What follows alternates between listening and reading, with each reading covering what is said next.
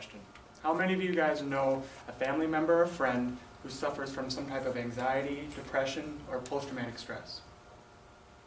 Now, more than likely, if this person is being treated for their illness, then they are probably on some type of strong medication with harsh side effects and have to take it every day. For some people, these medications work very well, but others compare it to trying to heal a broken bone by putting a Band-Aid on it. But what if I told you that there was a new treatment being developed, one where the medicine only needs to be taken 2 or 3 times? Because there is, and if that treatment passes the test, it will likely be available by 2021. Some say that this treatment would revolutionize the way that we treat psychological illness in our country. But the kicker is, the drug used in this treatment is currently one of the most illegal and abused drugs in the United States, MDMA. Most of you are probably more familiar with MDMA's street names, ecstasy and Molly. And when I asked you in an audience analysis survey on March 21st how you would feel if I told you that ecstasy was currently being analyzed for its medicinal value, 95% of you said that you were intrigued. I've spent the last 5 years of my life studying drug use, and I take advantage of every chance I get to learn more about drug culture in America. Today I'd like to inform you on what MDMA-assisted psychotherapy is, as well as what some of the potential benefits and potential risks are, in hopes that you guys will see why this topic is so controversial. First, let's break down what MDMA-assisted psychotherapy actually is, starting with MDMA. MDMA stands for methylene dioxymethamphetamine. It also goes by the street names Molly, X, ecstasy, and empathy. Ecstasy and empathy are both appropriate names for this drug because those tend to be the emotions that people feel while they're on it. The results of my audience analysis survey suggest that 89% of you thought that ecstasy and Molly were not the same thing. I'd like to point out that they are, or at least that they're supposed to be. MDMA was first made in 1912, but its effects were not recognized until 1976. It was initially used as a therapy tool, but then once the public had heard about its effects, it quickly became a party drug and was made illegal in 1985. The assisted psychotherapy part, that just goes to show that this is less about the drug and more about the way the drug and the therapy work together. I want to make it very clear that this treatment isn't someone going and buying ecstasy off the street, going home, taking it in their living room and hoping for healing. This is something that's done in a clinical setting with medical professionals.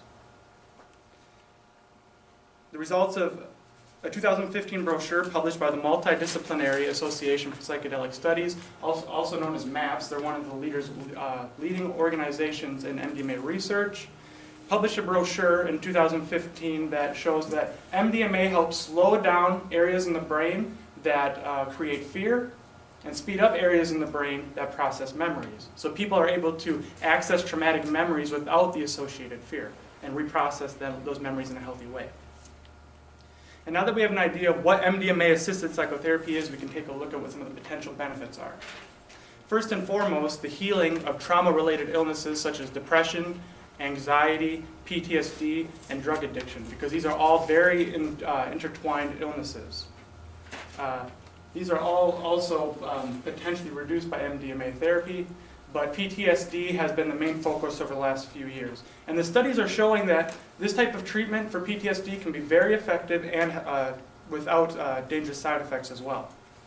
A 2011 study published in the Journal of Psychopharmacology and conducted by Dr. Michael Mithoefer showed over an 80% response rate to this therapy for PTSD. And if you guys know anything about treatment for PTSD, 80% is very good. That's very high. Another benefit is time efficiency. Some people have described MDMA therapy as a whole year's worth of regular therapy in just 6 hours. Also, the medicine would only be used 2 or 3 times rather than with other treatments where the medicine has to be taken every day. As you should all see by now, MDMA is a very powerful drug. And as with all drugs, the risks need to be considered and evaluated. I'd like to put the record straight first. In my audience analysis, 95% of you said that you believe in the age-old myth that ecstasy can cause holes to develop in the brain. I'd like to tell you guys today that that's not true. That's largely considered not to be true. That's kind of just an old myth. But there are real risks that need to be considered. Dance Safe, a nonprofit organization dedicated to educating the public on the dangers of drug use, published in their 2015 webpage called Is MDMA Neurotoxic?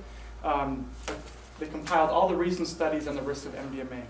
And what they found is that the biggest dangers is that larger frequent doses of MDMA can disrupt the way that the brain regulates its neurochemicals, which could lead to problems with sleep, memory, depression, anxiety, and concentration.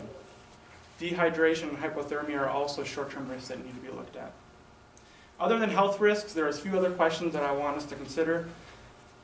Will people who see that this drug is able to be used safely in a clinic dangerously assume that it's also safe to use recreationally? Another question is, with such large amounts of people that need treatment for these illnesses, if they can't get it right away, will they then go try to buy it off the streets and heal themselves? Because that'd be very dangerous. In conclusion, now that you've heard a little bit about MDMA-assisted psychotherapy, as well as some of its potential benefits and risks, I hope that you can see why this topic is so controversial. Here we have this drug that undoubtedly can save lives, but at the same time does have potential health and social risks. But over the next few years, thousands of people will be given this treatment and the results will be tallied. How much benefit can we get out of this drug while at the same time suppressing the risks? Thank you for your time today, and please come talk to me if you have any questions, because this is a topic I could talk about for hours. Thank you.